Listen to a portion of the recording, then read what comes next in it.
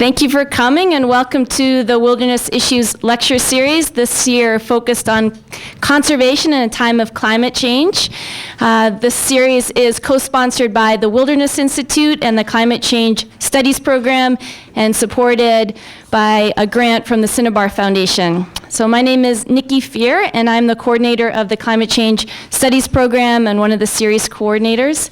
And I would like to alert you all to the fact that there's a poster board up there about the Climate Change Studies Program. So if any of you would like to get a minor in the Interdisciplinary Climate Change Studies Program, you can pick up some information about courses that are happening this summer and this fall and degree requirements. We have a couple of field courses offered this summer, one about energy and climate change, another about actually conservation and climate change, and then a whole bunch of classes in the fall as well if you want to follow up on with more education about climate change after this series. We hope you return next week. We're going to have a lecture by Courtney Flint. She's coming here from the University of Illinois, and she's going to be talking about bark beetle and community experiences with forest disturbance by insects. And she's done a lot of studies in Colorado and in Alaska, places that have seen massive forest change from beetles, and has done a lot of work with communities, talking with them about how they interface with that forest change. Tonight we have Gloria Flora here to speak about biochar, which is a really great way to concentrate carbon and put it back into the ground. So it's one of the few ways we can really modify the potential for overheating our planet. And she's going to speak for about 50 minutes, 55 minutes till 8. And then as usual, we'll have our 30-minute question and answer session, so please stay till the end of that. If you need to leave early, just do so quietly. Students, again, you hand in your papers and pick up your ones from last week. Okay, so I get the pleasure of introducing Gloria Flora, who is a bold, visionary woman that's done a huge amount for conservation here in Montana.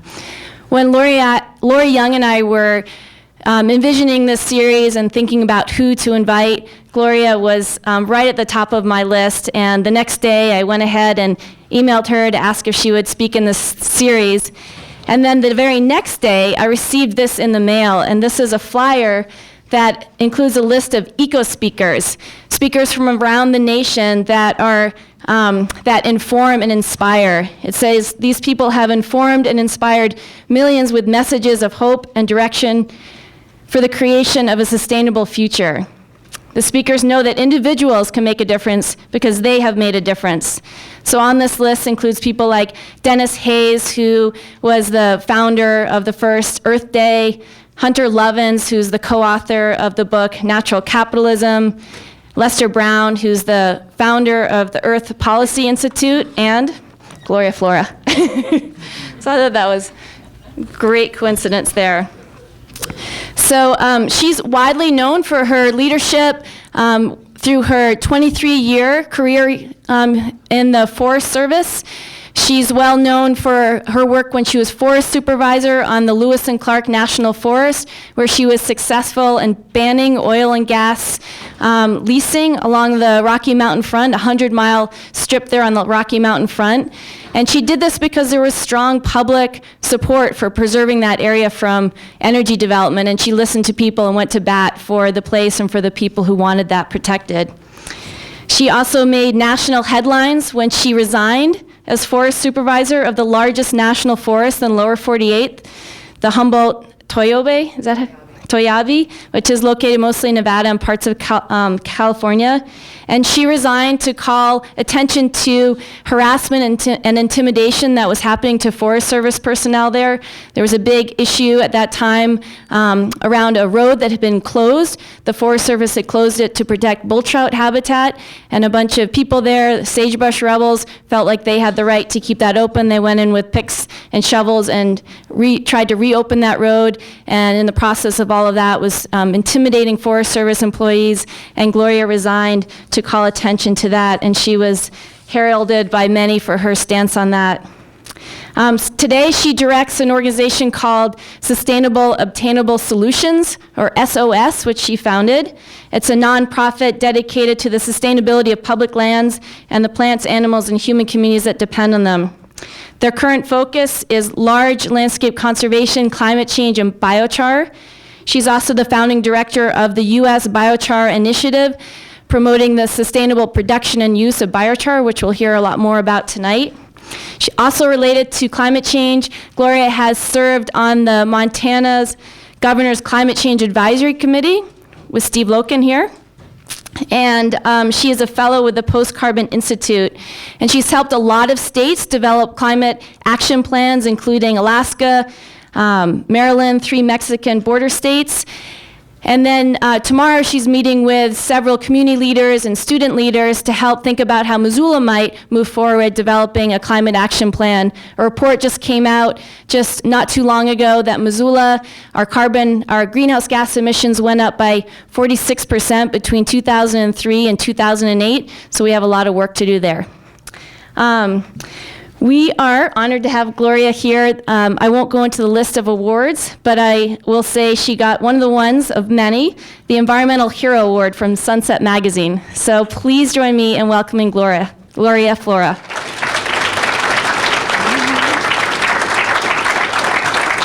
Thank you very much. Thank you so much. I so appreciate being invited to come and speak with you all, and thank you all for showing up. It's been such a lovely day today. I was totally amazed when I got over to this side of the hill. I live in Helena, and it was 0 when I left Helena, and so I was bundled up with 14 layers and heavy boots and all that.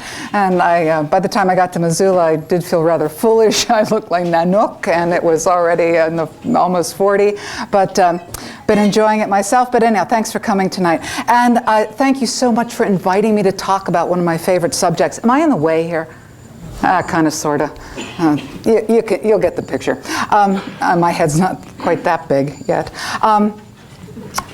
Biochar. I learned about biochar about 3 or 4 years ago. I read an article about it, and I thought, this must be snake oil because it promises to do all this wonderful climate mitigation, and it helps soils, and it helps the atmosphere, and it sequesters carbon. And so I didn't really believe it until I started to really study it.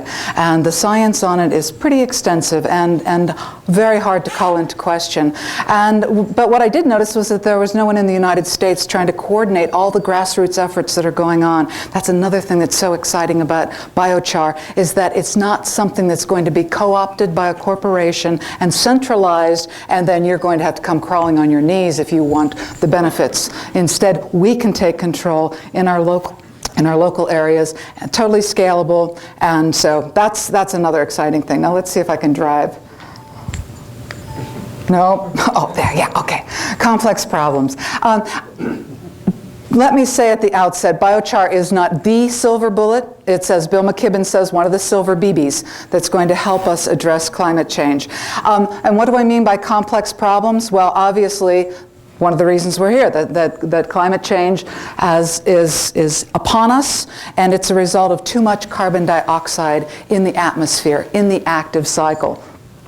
And a lot of that CO2 comes from burning fossil fuels, as you well know. Methane from livestock and landfills. Nitrous oxide from off-gassing that comes from fertilizers that are based in fossil fuels.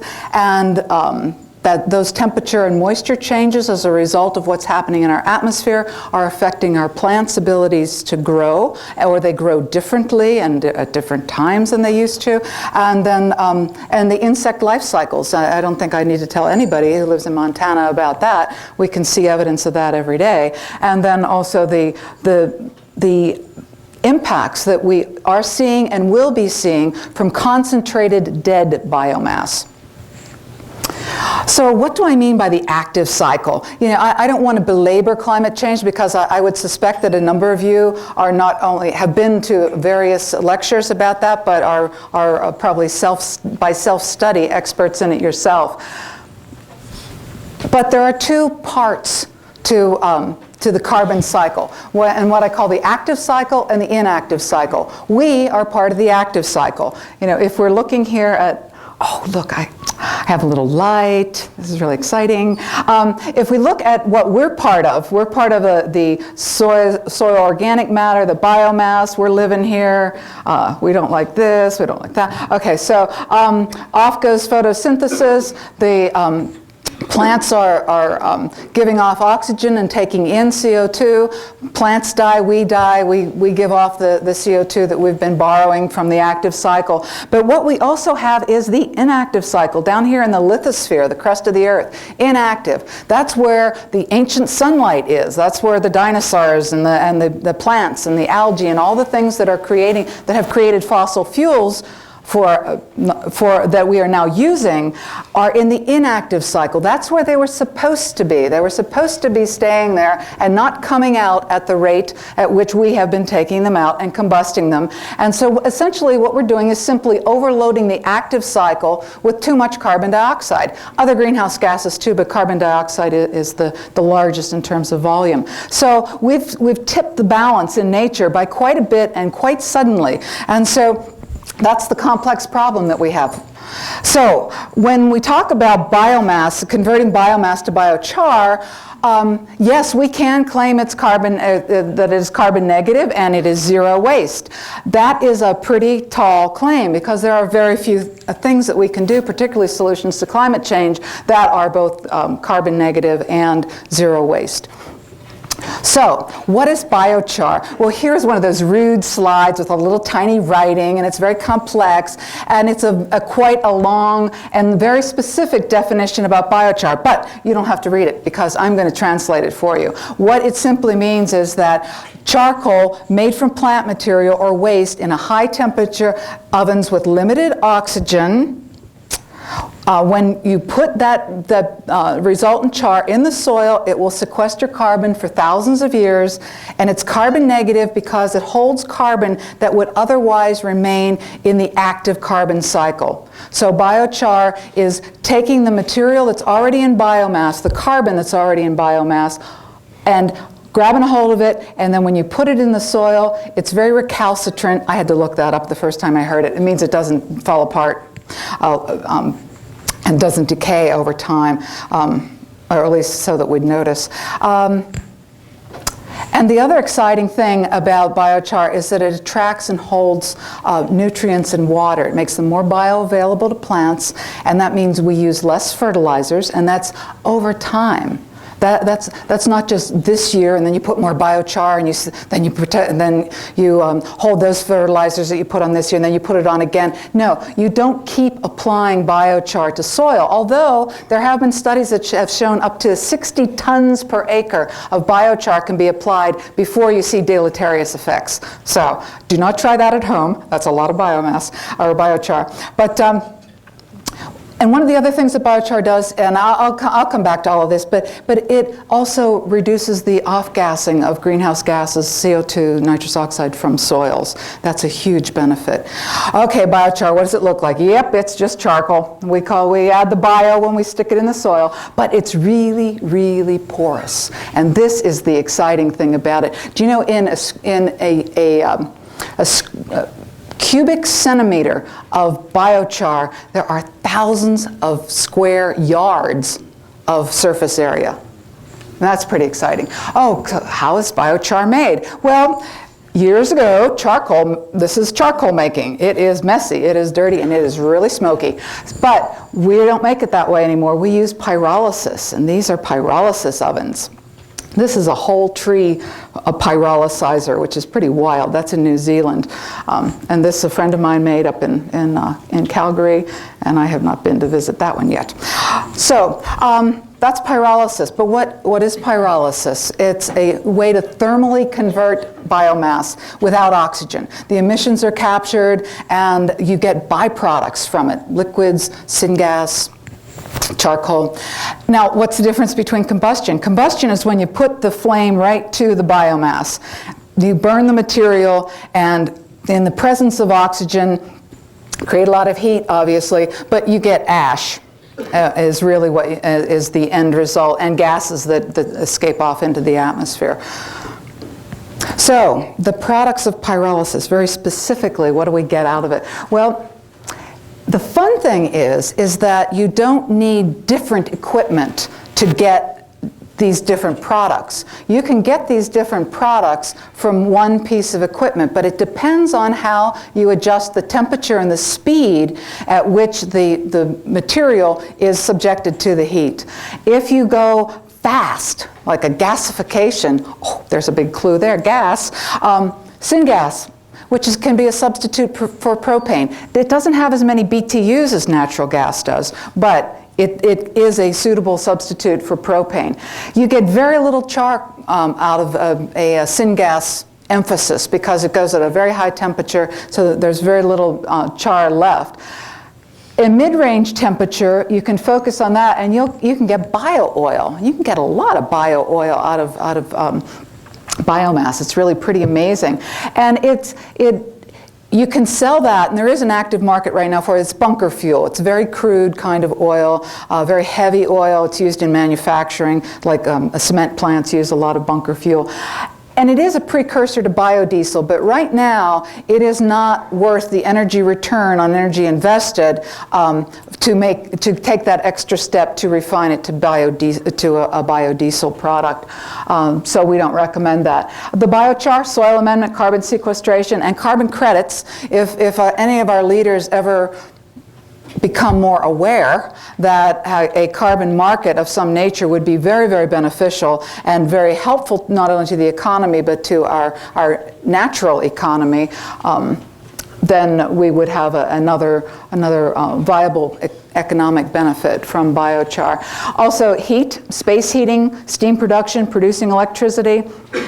And this unit right here that is behind us is used for production of electricity, and it's net metered back into the grid. And in Alberta, that's a very profitable thing to do. We find in the United States, and particularly in Montana, there are a lot of barriers to net metering. So we recommend that if you're making biochar on your own, that you look for an on-site use for the energy that you're creating rather than trying to stick it back into the net and into the grid and then bring it back. And very, very low emissions. Actually, when pyrolysis units are operating, you don't see any smoke, you don't see anything coming out of them at all. Okay. This is a more in-depth look at the pyrolysis process and what really happens to the carbon. We start over here with manure. Not manure, well, we don't have to start with that, but it's one of the biomasses that you can use. Any kind of organic waste, wood waste, construction waste that's of organic origin, grasses, willows, agricultural waste, I'll go into the list later. But those go into the pyrolysis unit and with 100% of their carbon intact, and then when you're done with the charcoal, when you've created the charcoal, that's still holding 50% of the carbon that was in the original material, and then you put that back into the soil, and so you've essentially taken half of the carbon of that biomass and put it back in the soil for sequestration. And then, of course, the other fuels that I mentioned, what they can be used for, transportation, energy, etc. The residual heat, you can bring the heat back in to help the process. You can also fire some of the syngas to help this process get going. You do start it with some external form of heat, and that could be propane, a gas, or more wood. And so in the end, through your you can pull off 75% of the energy. You get a 75% mass loss, but it's holding 50% of the carbon, and there it is. The biochar is actually 75 to 90% carbon. Biomass. Okay, so this is kind of the summary. And what I have underlined are the ways that it really helps climate change. And that is the renewable energy. It's replacing fossil fuels with a carbon neutral energy. As a soil amendment, it's holding the nutrients in water, but it's also raising the pH, making it more productive for plants. Less fertilizer is required as a result because it's also holding that. What's the story with nitrogen? Nitrogen and phosphorus both. What is a major cause of the dead zone in the Gulf? Too much nitrogen and phosphorus that's running off of farmland in the Midwest.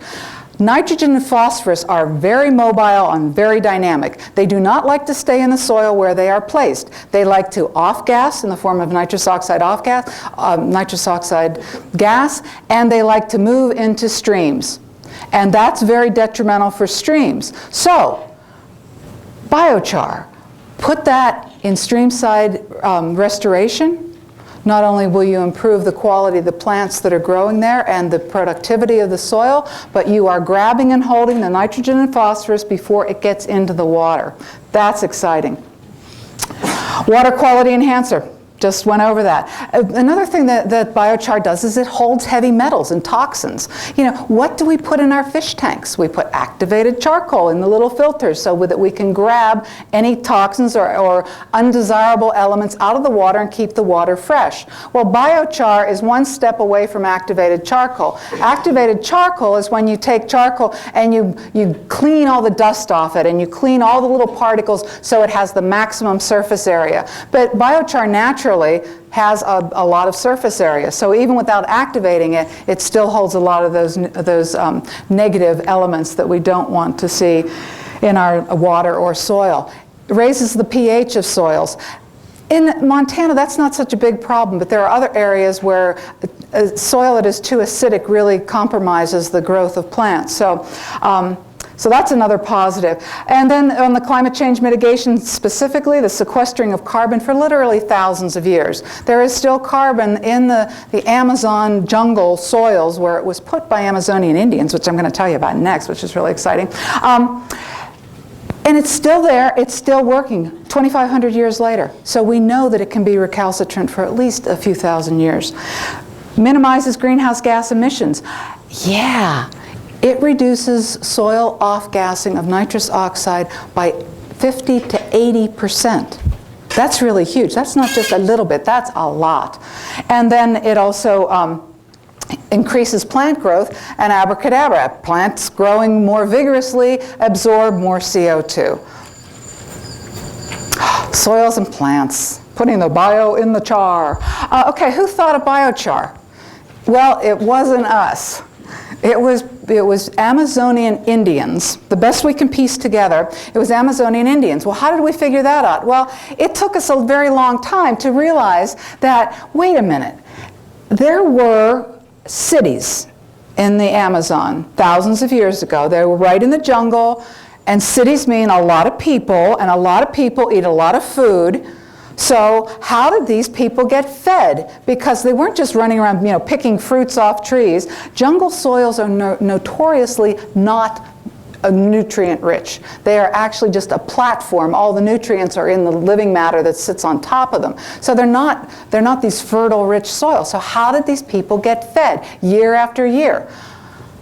There must have been something in the soil. So it was really anthropologists who started to tune into the fact that, wait a minute, we know that there's like all these roads, the ancient roads, and when we fly over them, we can see that all along the roads, these are these little nodes of very rich, verdant growth that looks different than the growth around it. So what's going on? We go on the ground and we look and we see that soil is black. And then the other soil is a bright orange. So what happened? Was it just some natural little pod of dark soil? But why is it always along the roads? Why is it always near cities? Well, what they started to do after they began to investigate is that soil was simply jungle soil with a whole lot of char in it. There were pottery shards, there were all kinds of evidence of human activity, but there was a lot of charcoal. And it went very deep. So that's how they were able to support large populations, because as you know, slash and burn agriculture, which is being practiced all over jungles around the world, you're only going to be able to grow something there, or even grass for cattle, for McDonald's, will only be able to support any kind of growth for just 3 to 5 years at the most. And then you've got to move on, slash and burn something else. If you would, anyhow, it's very... And I just found out today how they did it. Ask me later. Okay, and these terra preta soils are still fertile. I got to go to the Amazon this past fall and visit terra preta sites, and I'm talking to permaculture practitioners and farmers, and they are on this terra preta land, and they said, you bet, this terra preta land is worth 5 times what that jungle soil is worth, and it is still highly fertile and still outproducing by a factor of 5 jungle soils. 2,500 years later. What a gift to future generations for us to improve the soil so that they could continue to use it and enjoy its fertility and richness 2,500 years later. This is an actual live picture. This is a terra preta soil, and this is normal jungle soil. And they are that different. It's like, it's shocking. And that terra preta, one of the Embapra, which is the Brazilian Soil Service, Soil Science Group, dug 4 pits for us, 8 feet deep. It was incredible, and they were perfect. But that biochar was going down 4 feet or more in some of those pits. It was amazing. And here's a photograph here of just digging the soil, and this is the terra preta, and as you come down and get down here into 80 to 100 centimeters, you start to get into the regular jungle soil. But from the top, you can see how it was very dark here and then slowly degrades to the normal jungle soil. But that's plenty of root zone for fertility. So again, what does it do? In summary, attracts and holds water and nutrients. It reduces nitrous oxide off-gassing. It prevents that nitrogen and phosphorus, which loves to run around, keeps it at home. It raises the pH and sequesters carbon, and it improves the soil texture. It's really good on clay soils because it makes it more friable. On plants, again, the nutrients and water are more available, less fertilizers necessary. It's great microbe habitat. And as you probably know by now, that the mycelial world, that fungus and mushroom world, is phenomenal, and it is so important to the health of soil. They love to live in those little pores in the biochar. And as a result, it improves plant growth. Sorry for the crappy picture, but this was... all you need to look at is the height of this corn, and this is in Colombia. And at the rate of 20 tons per hectare of biochar, look at the difference in the growth here. And it's also in the vigor of the plant. It's really significant. And that's, of course, no biochar on the far side there. And this, okay, you have to have a science slide to make sure that I'm keeping accurate with the science. And what this is just looking at is it really recalcitrant? Will it really stay in the soils? And the studies have shown that you do have a very high recalcitrant characteristic of biochars that are made with slow pyrolysis. That's at the cooler temperatures of 100 to 900 years. That's the half-life. And it's been shown that a half-life of 80 is sufficient to say that that's good enough for sequestering carbon. And the carbon sequestration values. I just had to throw this in because I really want to underscore that if we had a carbon market, biochar would be black gold, literally. And we were, at one point, we're seeing the European market go for about $35 a ton for CO2. And if a ton of biochar is worth about 3 tons of CO2, then suddenly you're talking about $100 a ton just for the carbon sequestration, not for all the other benefits that accrue. And then renewable energy. These pyrolysis units operate, we say, high, medium, and low temperature. Well, low temperature, we're talking about 300 degrees centigrade is as low as you want to go. More likely 350 to 4. That's for biochar. If you want syngas, you're up to 600 or 700 degrees centigrade. So it's not exactly cool. But you're creating all this heat. What are you going to do with it? Heat is energy. You can use it for space heating, or you can use it to convert to power. And again, the other substitutes for fossil fuels that I mentioned, and also the putting the waste to use.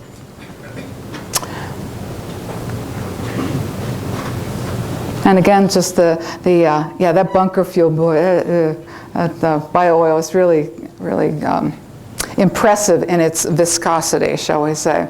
And syngas, you can pull it right off your pyrolysis unit and put it in tanks for later use. This is just looking at, this always astounded me because I thought it was a typo, but it's not.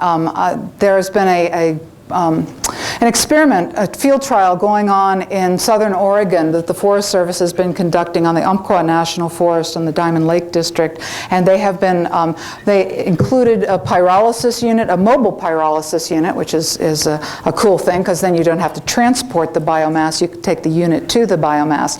And the biomass from timber sale, they have been putting into this unit to get bio-oil, and they're getting, out of a ton of slash, they're getting 120 gallons of bio-oil, and that's pretty phenomenal.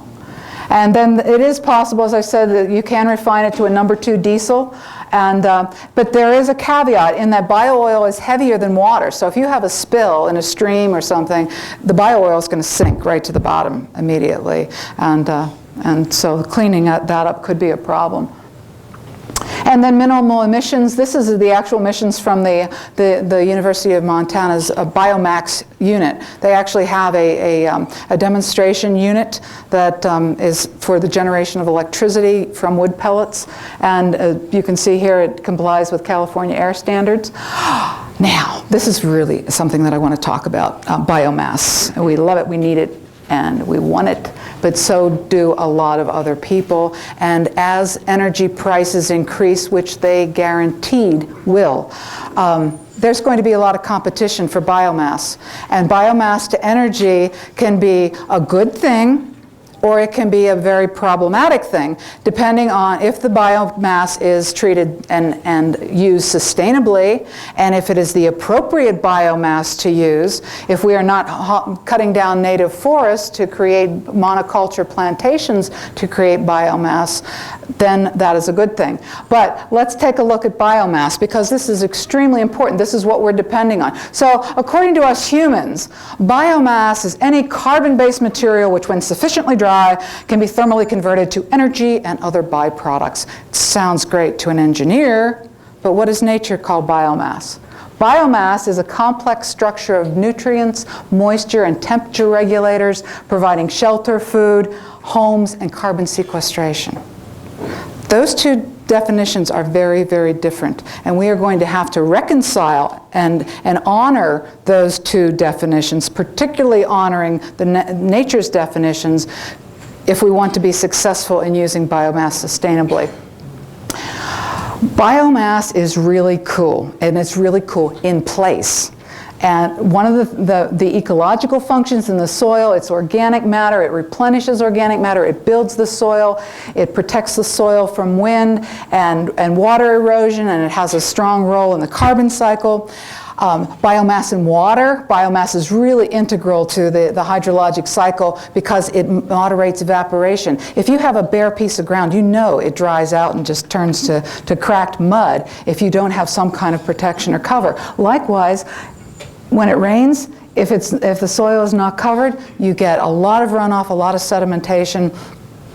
Biomass will also hold the snow and will slow spring runoff, and you will, it also helps to moderate stream temperatures when it's on the stream banks. It's very important as a source of food, shelter, and protection for animals, and that's anything from huge animals to little tiny microbes, thermal cover, nesting platforms, hiding cover. Biomass and site ecology. It actually moderates the effects of wind. I mean, and wind can dry out soil, so it's not like wind is only in the treetops. It's along the surface of the earth as well, and that biomass can break up that wind and prevent the wind-driven erosion, and it also helps to hold snow, like a snow fence. And that's really important for recharging soil water. And then it obviously influences moisture patterns and the retention and distribution of that moisture. And again, it supports the mycelial functions above and below ground.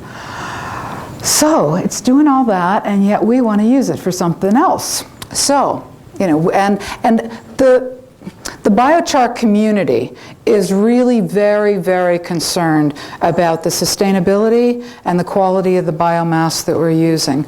And we want to make sure that what we're doing first and foremost is intercepting the waste stream and not even using 100% of the waste, because there's a very important function, as we just saw, of that biomass staying in place. So there's a certain amount of tons per acre, and I think in a Doug fir habitat type, you might have 5 tons per acre should be left on the ground. So leaving some on the ground, what can we take off that's excess, that's concentrated, that is more than the soil and the site needs?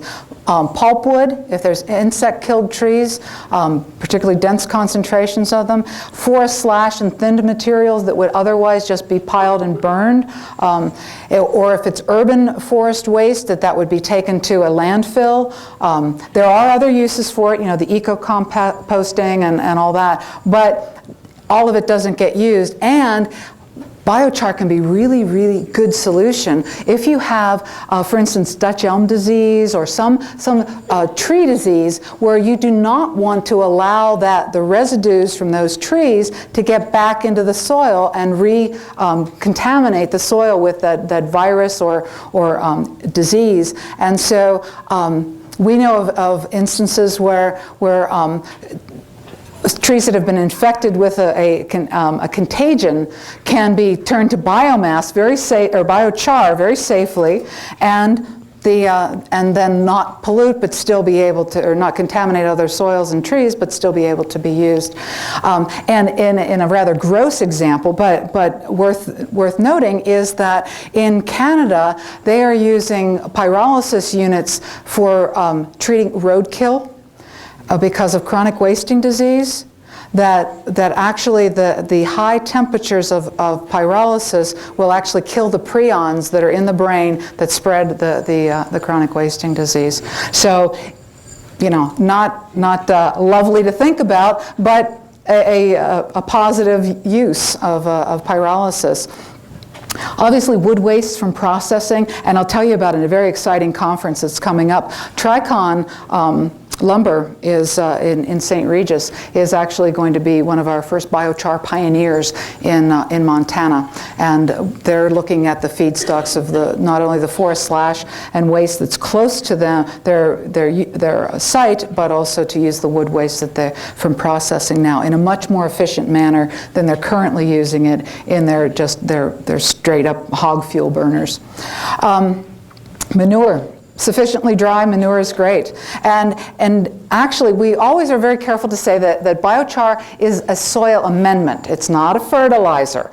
Well, it can become a fertilizer over time as it draws nutrients and holds them. But when you put it in the soil, for most feedstocks from which you derive the biochar, you are only talking about a soil amendment.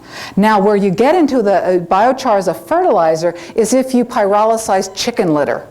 The bedding from poultry, because that is really rich with nitrogen and phosphorus, which is retained even through the pyrolysis process. So there you actually have a fertilizer because you've already charged your biochar. That's given a lot of producers some exciting ideas, because it's now, well, wait a minute, if we somehow charge this biochar with nitrogen or phosphorus or any other kind of nutrient, we can make it more potent more quickly. So people are trying different mixes in there, putting fungal spores into the char before it goes into the soil. Other people are using a more primitive but effective method, and that's putting the char in a bucket and peeing in it.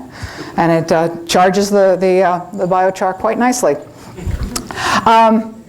Agricultural crop waste, that's a biggie, and because there is a lot of agricultural crop waste, and not all of it is suitable for putting back into the soil. And sometimes you're pounding and compacting the soil too much if you go over and over trying to get all of that material back in. So that's an important one.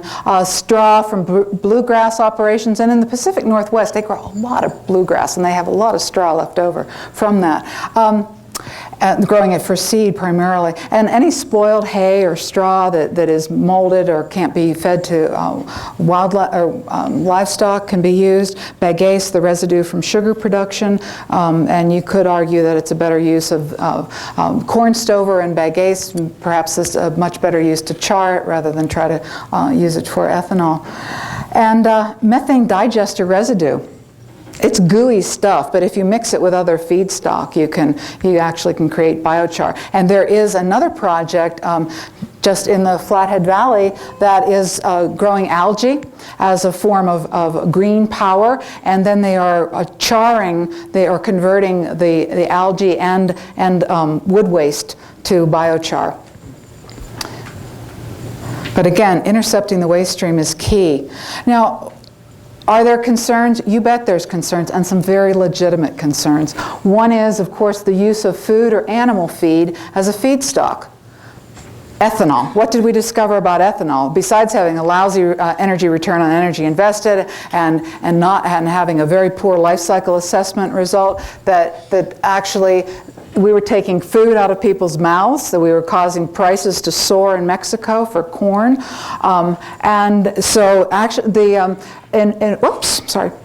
in Maryland, where I was helping them with their develop their climate change action plan, those studies came out just as we were evolving towards the final plan, and we had a lot in there about biomass to energy, and they got very excited, and immediately we altered the plan when we saw those studies so that they said that you could not use any biomass that was a feed or a food or animal feed as a feedstock. Another one is the concern about converting cropland to grow biomass. Are we taking valuable land that could produce food to grow some fast-growing species like poplar or something and then whacking it for biomass?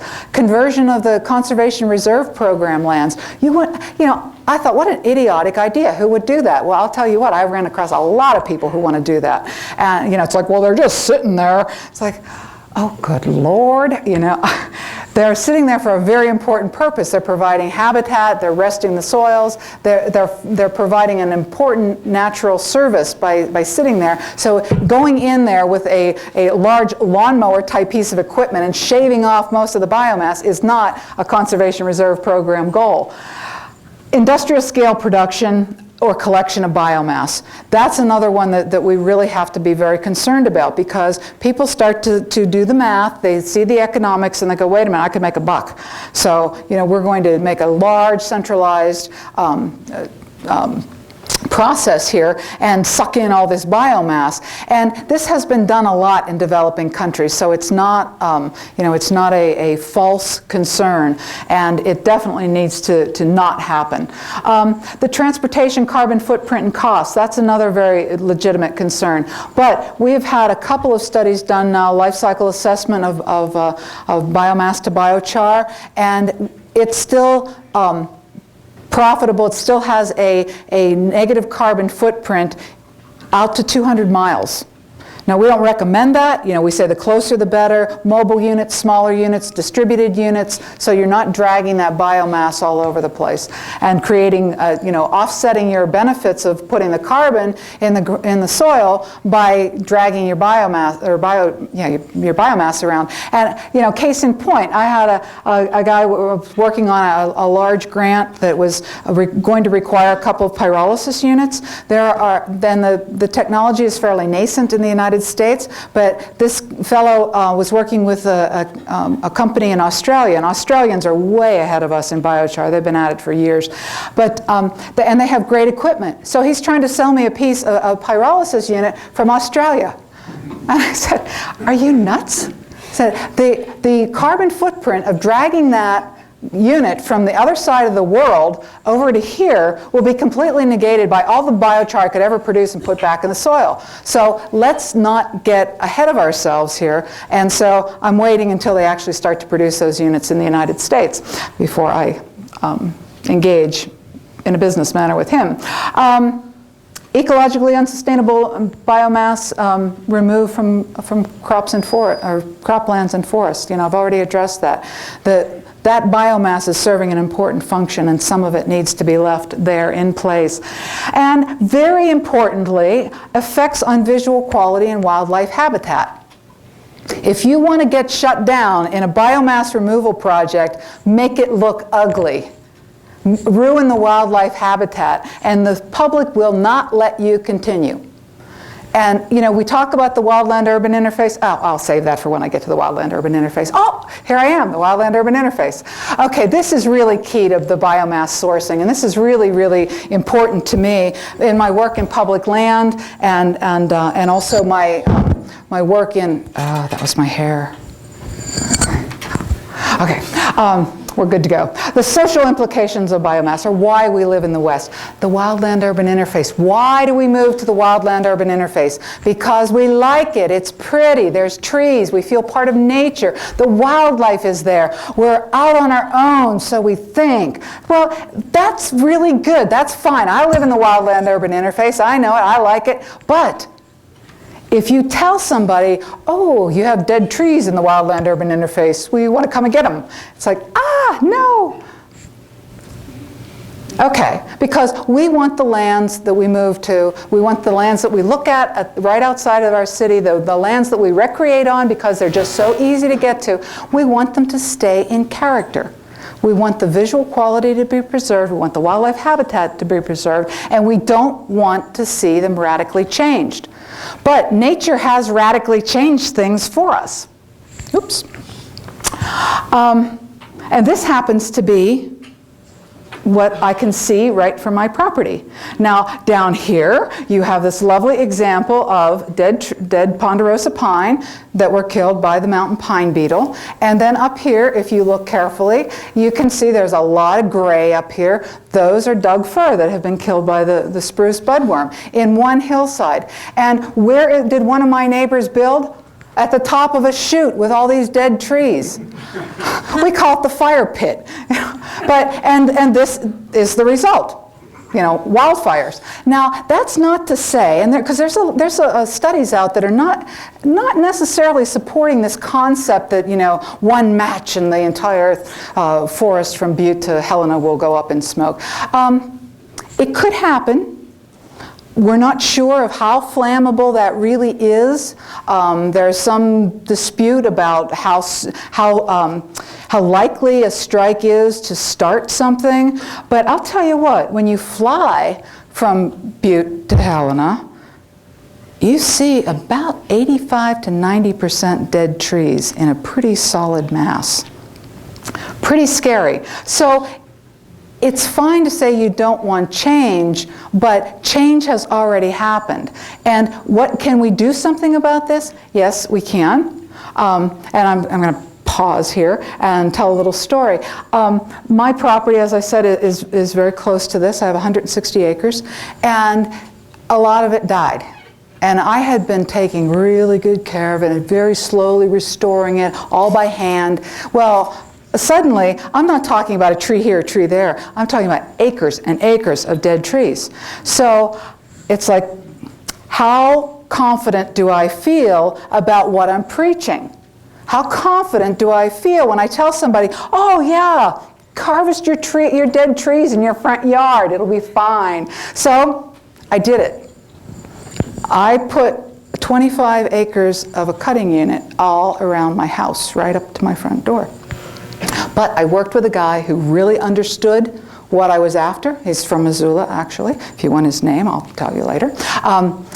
And that place looks great. It looked great right after the harvest. And I've stored a lot of the biomass. A lot of it has gone off, but in the middle of my second harvest, I was doing I was going to do an additional 30 acres further down the ridge, but 10 acres into it, Smurfit Stone closed. Smurfit Stone was the only place that was taking biomass. So suddenly there was no market, no place to even take the wood, and so I've actually been working with this guy and developing some biomass to energy projects, and hopefully will involve biochar. But it can be done. These trees can be removed. But what a great source of biomass, because you're taking it away from people's homes where it could actually help those homes burn. And you know what happens if the homes burn? You know, I'd like to pretend that my only concern would be for people's property and their physical health, but I have another concern. My secret concern is that if we get fires that burn in the wildland-urban interface and destroy property and homes and possibly even people's lives, you know what folks are going to say? Cut them all down. Build roads into the wildlands, build roads where there are no roads now, and cut down every dead tree because dead trees are evil. They killed these people, they burned down my house. That is not true. We should not, absolutely should not, road places to go in and get dead trees on the pretext that somehow that's going to slow or stop forest fires. You know, we're way past that point. And the harm that those roads will do over the centuries is much greater than what those trees standing there are going to do. So we don't want to get people excited and upset about dead trees that they feel would cause them great harm, because otherwise we're going to have a knee-jerk reaction, and it's going to be very difficult to argue that if they can point to destruction and mayhem. So how much biomass is really out there? Well, just taking some figures from the Forest Service. In 2008, over 100 million tons of biomass were simply burned. Fuels reductions are typically, per acre, 10 to 40 tons per acre that they'd be removing. And the tons that are burned in wildfires, a typical year is 1.5 gigatons. So we have a lot of biomass out there. Even if we just squash it down to what's retrievable on existing roads and in the wildland-urban interface, which might even be as little as 10 or 15%. But 10 or 15% of 1.5 gigatons, I'll take it. Okay, sustainable use of biomass. This is one of the reasons I started the U.S. Biochar Initiative, is so that we can put sustainability standards in place before we even start down that road. The most important one, I think, is reconciling the difference between that definition, the definitions of biomass from what nature calls it and what we call it, and also reconciling the differences between perception and fact. The perception story that I just told you, that if people have fires in the wildland-urban interface, they're going to want all the trees in the wildland, in the backcountry, to be whacked. What is myth? What is fact? What are the ecological limitations? How much biomass can we take off that is just waste or excess versus how much needs to be left? And understanding the social limitations. People aren't going to let us just go out and wildly take biomass. And be very careful of this, because as energy prices increase, which they will. We passed peak oil in 2006, so there's no going back. And if you want to read a very good book about coal, which I think our governor needs to read, called Blackout by Richard Heinberg, and this myth that we have global coal supplies for 200 to 300 years is entirely bogus. You look at the data that exist, that our governments have put together, and we are probably going to see peak coal in less than 20 years. So if you don't think energy prices are going up in your lifetime, you are not paying attention. And when energy prices go up, people are going to turn to a source that is cheap and local. That sounds like forest biomass to me. So we need to get very serious very fast about ensuring that we protect our forests so that they are not raped and pillaged for biomass, with people weeping and saying, oh, I have to keep my house warm. It's true, you do, but we better start planning for that now and not wait until the situation is dire. And education by demonstration. You know, I can stand up here and talk about biochar all day long, but if I take you to a site that has had biochar on it and show you a plot that doesn't have biochar, when you see that, then it sinks in. What time is it? Okay, I'm going to wrap this up pretty quick here. I think I'm close to the end. Sustainability. We're looking at renewability, availability, accessibility, and demand. All of those are coming to the fore with biomass, and that's going to lead us to a very high potential for overuse. And we need to pay attention to the physical, the biological, and the human dimensions of biomass and its sustainability, because they're all of equal importance. You know, I'm not going to read these. I think that I've integrated them into the discussion so far about the kinds of things that you need to do to ensure sustainability. But these are some of the physical ones that we need to do, you know, and including things like ensuring air quality. I mean, you can't have crapo pyrolysis units out there that are spewing emissions, because you're going to be counteracting all the good that you thought you were doing. And then the biological sustainability. Again, very important. What does the forest need? What do the croplands need? What does the soil need? Nature knows a hell of a lot more about taking care of things than we do. And if we take away the tools and the materials that nature needs to ensure the productivity of Earth's surfaces, then we are in trouble. A really important one here that almost shut down the ability to use biomass as a renewable energy source for credit, that was actually in a bill in the Senate and the House, was based largely on the tree diameter class limits, because there were a lot of people who believed that if you gave incentives for biomass energy, that companies would start whacking down old growth and very large diameter trees. So a lot of us are advocating for a self-imposed limit of 3 or of 6 and maybe 8 inches, but smaller is better. And so that we commit to not cutting down large trees for biomass.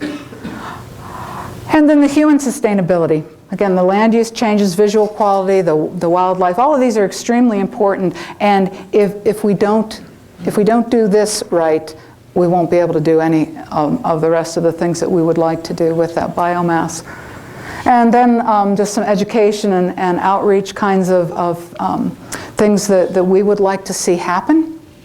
And one of those is what's happening on March 21st and 22nd out in St. Regis at the Community Center. We're going to have a biochar discussion. Tricon lumber is pivotal to that. This is part of a Mineral County Development Challenge that's going on. And so we're going to be looking at the markets and uses and materials and on a very site-specific, i.e. right here in western Montana. And then on the 22nd, we'll be going out in the field with Tricon looking at what does biomass look like out there in the field, and what have they been doing with it, and what do they think they can do with it, and also looking at in the context of of mobile units. And that is the end. All right.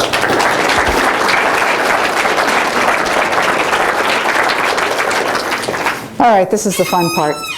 In harvesting your dead trees and stuff like that, no new roads, even any temporary roads. What about heavy helicopters pulling it down? Helicopter logging is extremely expensive. You could, I mean, if push came to shove, you could use that, or you could use it, you know, you could capture the biomass that was a result of you know, somebody pulling off a log that had high value, but then taking off the limbs and the tops and stuff. You could do that with but actually plucking out the dead trees with a helicopter, yeah, not enough bucks in it for them to do it. Yes? Don't you know if the culture there in the Amazon, were they tilling their croplands, or was that a no-till, or what's going on with our application there? Yeah, the question was, how did the Amazonian Indians get that biochar into the soil? You know, did they sit there and dig? You know, was it till, no till? Well, what was explained to me, and I like this theory because it really makes a lot of sense, is that in clearing, the Indians would go in to an area and try to fell all the trees into the center. And then they would plant in amongst those fallen trees for a year or so, but also throw any kind of animal manure, their own manure, you know, whatever they had that was considered waste, throw that in on the pile. And then burn that, after a year or two, to burn that. And then start to work the soil, you know, planting root crops and that sort of thing. So not actually like trying to put it in very neat and clean over every inch, but to just like start working little pockets of it, and where it burned sufficiently and it was very crumbly and fine, that they could just work it in the course of you know, turning over the soil to plant in it. And so they would just keep working it, and so it would work into the soil. And that's a very good question, because to get the biochar into the soil, you do have to turn the soil over to put it in the soil. Now, I know of orchards in Australia that are just top dressing with it, and some of it gets into the soil. We're doing experiments on the Bitterroot National Forest and several other national forests of just broadcasting it, and thinking that, between wind and water erosion and animals walking around, that it's going to kind of get churned in or get duff or additional duff layers on top of it. There's pros and cons about getting into the soil. The wind erosion, it's not an easy material to work with, because if it's really fine, you want to wear a mask, you want to be careful. Shipping it can spontaneously combust. So there's issues with that. And you have an additional question, so I'll pause. No, go ahead. I was going to say. I wanted to tell you that I did have more. Okay. One of the ways that seems pretty promising about getting the char into the soil is, well, actually two ways. One, in a seed drill, while you're seeding, that you have the char mixed in with the seed, so it's going in right beside the seed. So it's a specific delivery system, and you are going to be disturbing the soil anyhow, and you're only making one pass. Another way, if you're practicing a form of no-till, but you are at least cutting a furrow to plant your next year's seeds, that you can put char in as you slice that furrow. So yeah, the next question would be: is there a need for specialized equipment here that might change our equipment in the agricultural field? The question was: is there a need for specialized equipment for application? We are trying really hard to avoid that, and looking at what ways can we get this char in the soil without specialized equipment, because everything that you add, every piece of equipment, every specialization adds a lot of cost.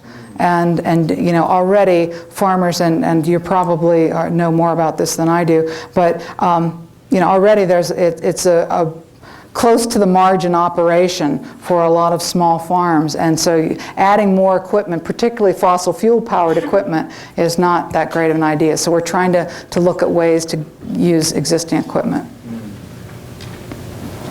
I think you bet. What about doing biochar at home? Is there any ways that can be done?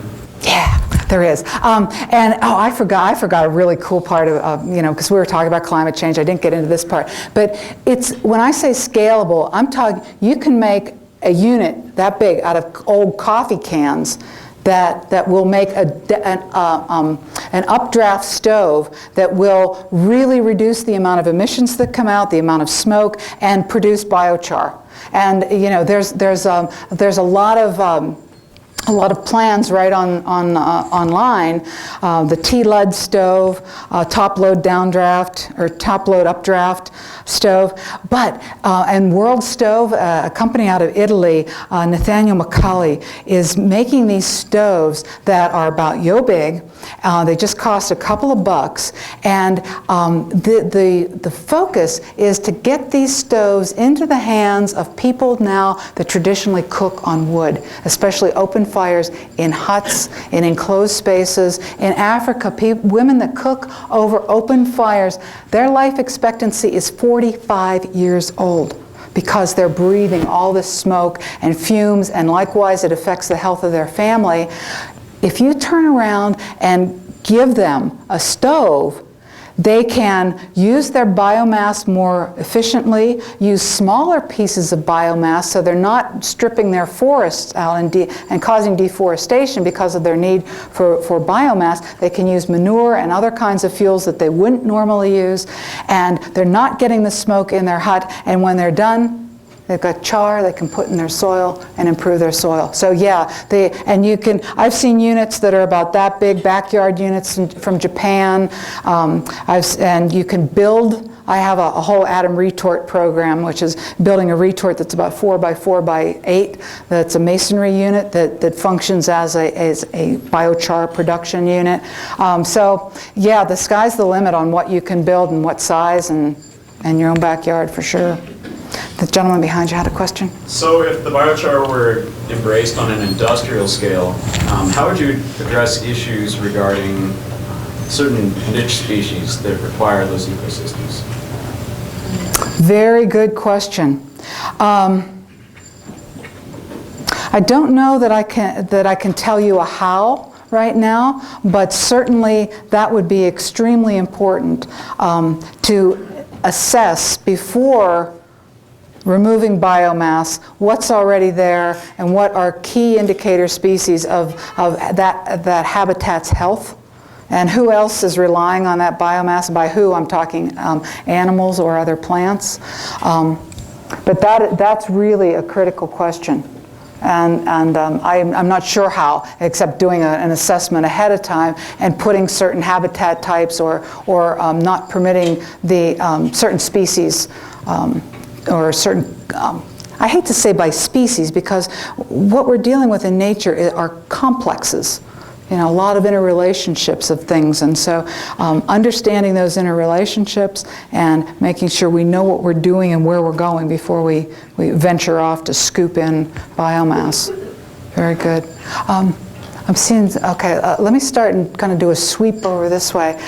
Yes? Can you make petroleum byproducts such as like plastics and those sorts of things out of the biochar oil that's produced? Yeah, I know exactly what you mean. I don't know. That, I'm going to try to find out.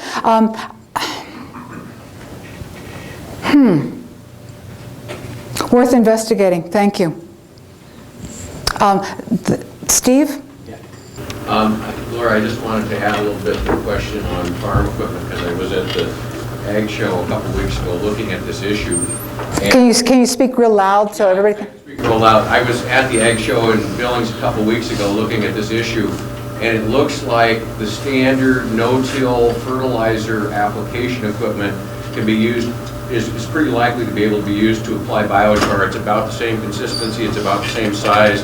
You might very well, if you were in kind of a blended situation, apply fertilizer and biochar at the same time, and therefore probably have a lot less migration of the nitrogen out of the soil while you apply your fertilizer, thereby using less fertilizer and having a longer effect. Great, thank you. And in the back row. How do you compare biochar's energy costs and profitability versus fourth and fifth generation nuclear reactors, the ones that Bill Gates is investing actually is probably investing $1 billion into? Well, I don't know that I can answer that specifically, because I don't know the economics of third and fourth generation or fifth generation nuclear reactors, but I would love for Bill Gates to give me about 10% of the money that he's putting in there and spread that around for some distributed biochar production.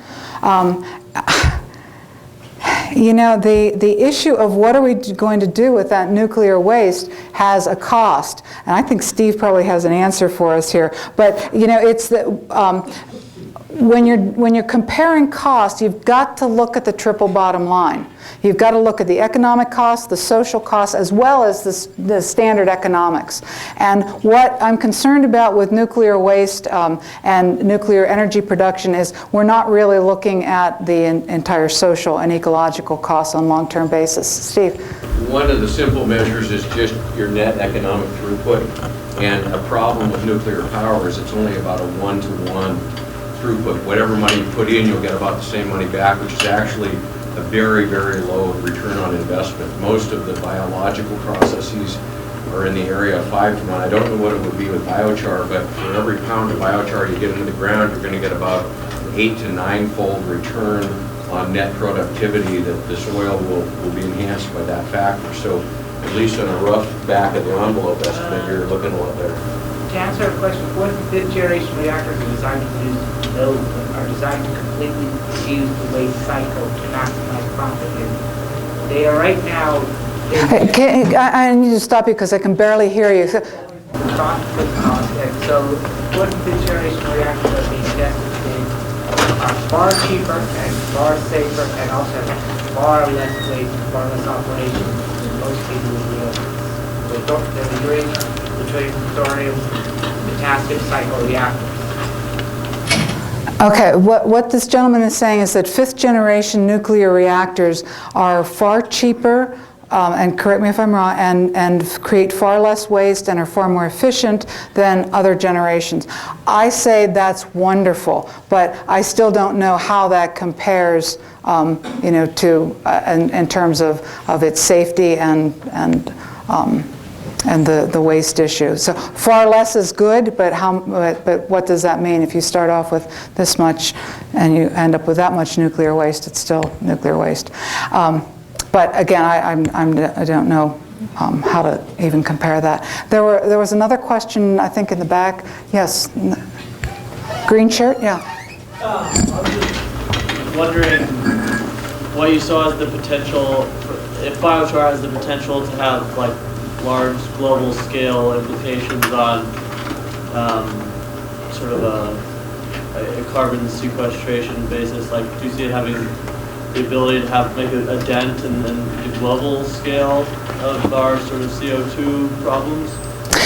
There have been a couple of studies done looking at the net productivity and amount of biomass that might be available, and what could we, how much we could possibly char, and they came up with some pretty high figures, but there's a lot of question about to what extent have other factors been considered, like other uses of biomass or how much nature needs. So there is a report online that's available on my website, the biochar-us.org, called US-Based Biochar Report. And there is a chapter in there that's specifically devoted to an assessment and analysis of the total amount of biomass available and how much carbon could be sequestered if that biomass was turned into biochar. So that would be the comprehensive answer if you would turn to that. I think I can remember some figures, but I'd rather not say if I don't remember entirely or accurately, which could have very well happened. Yes? Are there any facilities that are in the process or even in the mind about starting up a biochar facility in the Helena area, given that we have that landscape restoration that's being planned? Well, we do have, there's a lot of plans, and unfortunately we're constrained by a lack of money, and we've been looking for, we and others that I know of have been looking for funding. I just met with a gentleman this morning here in Missoula that would like to see a plant in Missoula. I know there are a number of plants that are in Colorado. Again, with the impetus of all these dead trees, there's a lot of interest in that. I don't know of any that are about to come to fruition. Again, a lot of it is finding the dollars for the initial investment. Follow to that, the Tricon is exploring this. What about a company like Pyramid? Pyramid has looked at that also. Pyramid is involved in, they operate out of Seeley Lake, and they are involved in the Blackfoot Stewardship Challenge, and I have met with them and talked with them about biochar. They're very interested, but they need to be very nimble and move when they can find the technology that's going to work best for them. They are looking at district heating from biomass. They are looking at biomass to energy to produce electricity. So they're aware, they're interested, but one of our constraints is that our technology is rather nascent. We have a company in Colorado that has been building these units for about 5 years now, and they're getting really good. But again, most investors are hesitant to put them in until they can see some in action, so we need to see more in action. And most of them are in the beta stage right now. But we're trying. Yes? I would like to know if all of those products, including that bunker oil particularly, are ultimately biodegradable. Yes, they are. You mentioned how heavy it was and sitting on the bottom of the water. Yeah, it is biodegradable, but it's gooey. I'll tell you that. Yeah. Oh, hey. Hi. Hi. I was just, I couldn't quite tell from your description of how they work if you have a unit that you're using to produce a charcoal type of product, do you also get a little bit of gas and a little bit of oil, or is what you get very specifically related to temperature? What you get is pretty specifically related to temperature. And if you're trying to produce char, you really don't want oil coming out too. Now you can design a system so that the oil will precipitate out, you know, the condensate. You can get that out before it gets into your char. But it's the bane of biochar makers if they don't want the bio oil, and so they really play a lot with the temperature to prevent that. The syngas, you're always going to get some syngas, but that can be looped right back into and used as process heat to continue making the char. So there's a lot of emphasis on trying to keep things pretty well differentiated. And frankly, the char that you get from a high temperature gasification, when you're going for the syngas, which makes the best energy or electricity production, the char that you get tends to have a pretty high pH, or pretty low pH actually. It's more acidic than low torrefication char, and and you don't get very much. You maybe get 10% of the original volume. And so it's really not practical to try to get a little bit of all three. You just better decide what you want and then go for it, and try not to have the others in that same run, you know, to ball up the works. Yes? What is the percent efficiency of the biochar and the biomass producers? Percent efficiency in terms of energy released or heat or? In terms of turning the energy source into useful energy, turning some wood into biomass and biochar. I'm not really sure I understand the question. I mean, I hear what you're saying, but in terms of measurement, like a BTU, and compared to what? You know, can anybody in the audience help me? I mean, she was asking about the efficiency. That's the energy from browse the exchange rate versus the energy you get back. I don't know the answer to that question. Energy return on energy invested? If we look at it in terms of EROI, it's got a very good EROI. I don't know what the numbers are, but we look at that in the life cycle assessment, and we come out very positively in a life cycle assessment. But let me, I threw in a few slides in case I was asked complex questions.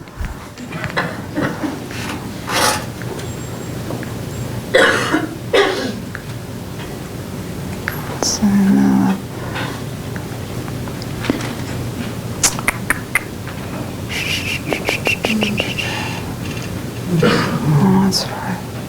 Versus energy trade-off. This might be in here somewhere.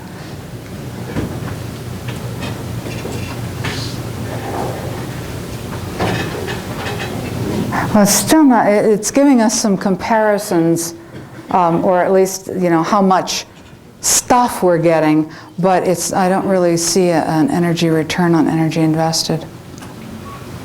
I don't know, that's very good. I will have to take a look at that. Well, probably the closest you could come would be the conversion to propane or natural gas, because then you can see, you know, energy to, you know, energy. So the other products, you know, kind of muddy it. Yeah, and also your feedstock, because you get different, you know, it takes a different amount of energy to move and process different kinds of feedstock, and then whatever fuel you're using to start your process. So there's a lot of factors in there, but it would be very interesting. Thank you for asking that question, because I'll posit that to my compatriots and see if we can come up with some kind of some clarity, you know, at least outline some assumptions and say based on X, Y, and Z, then this is your energy return on energy invested. Thank you. About life cycle, you got to put time in there. It's not immediate gratification. It comes a period of time. Absolutely. Yeah, he was saying that time is a very big factor to consider also in the life cycle assessment. And you folks have been very patient, so I'm going to go back. Thank you. One of our state representatives, Joe Reed, recently introduced legislation that I see from your face, you're familiar. This legislation that basically just states that global warming is actually beneficial for Montana's economic climate, and that it encourages increased carbon emissions. And I was just curious if you could elaborate that on a little bit more, and maybe I think it sounds preposterous, but I'm just curious exactly what he's driving at there, or how and what ways it would be beneficial to applying down.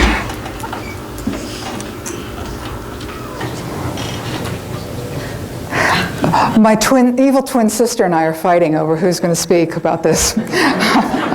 Her name is Prudence, and her language is incredible, but I don't know if we're going to let Prudence talk tonight because she might say things that are inappropriate.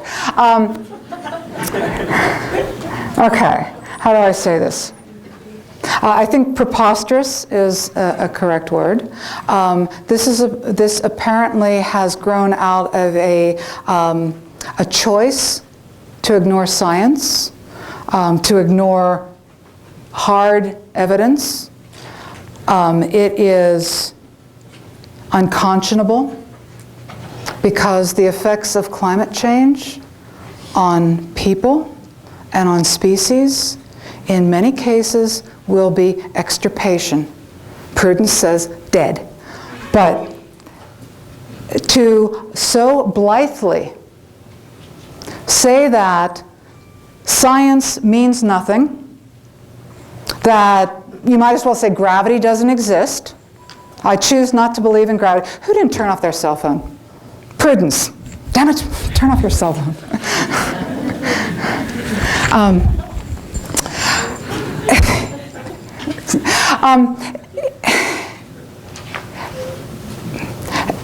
There are actually websites out there that provide templates for legislators who choose not to exercise any intellect or moral integrity and just copy these templates, fill in the names of their states, and call it legislation of the people and by the people. And that is, to me, the highest offense. As a former public servant, I think they should be jailed for that kind of behavior, for even suggesting that, because what they are simply suggesting is, we don't care if other people die, we don't care if species die, we don't care if civilization even survives, because we will make a profit in the next year or two. And even that's not correct. So, Damn straight. Thank you, Prudence, for being quiet. So how about we pass some legislation on spear chucking? Yeah, I'd like to spear chuck. Oh, no. Prudence, down, girl. Yes, Ann. The new program on environmental journalism, we went over and over this. What do you do with somebody like this? And what we talked about, and what seems to be the consensus, is that what you should do is report on the villages that are sinking in the north of the Arctic Circle. In other words, report on the actual things that are happening that reflect what's going on, and don't get into this.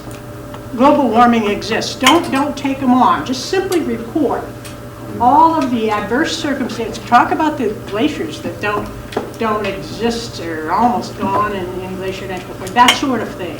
It's very, very obvious. It's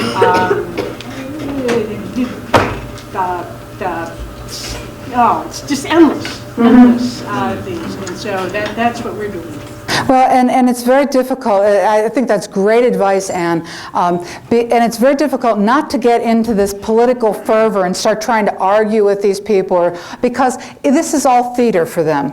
it doesn't really matter whether it's true or not. They get a lot of press attention, and their conservative comrades applaud them, and off they go. They have their egos stroked, and there you have it.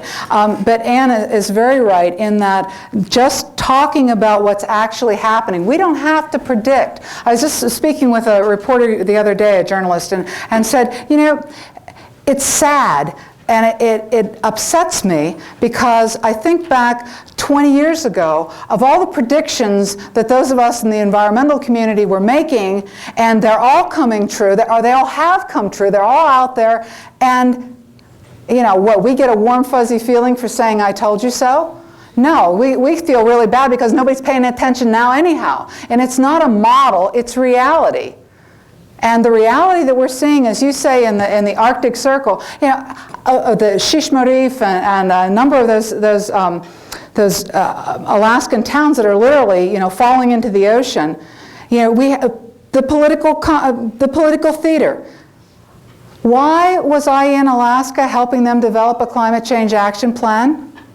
Because my organization and an organization I work with called the Center for Climate Strategies were invited.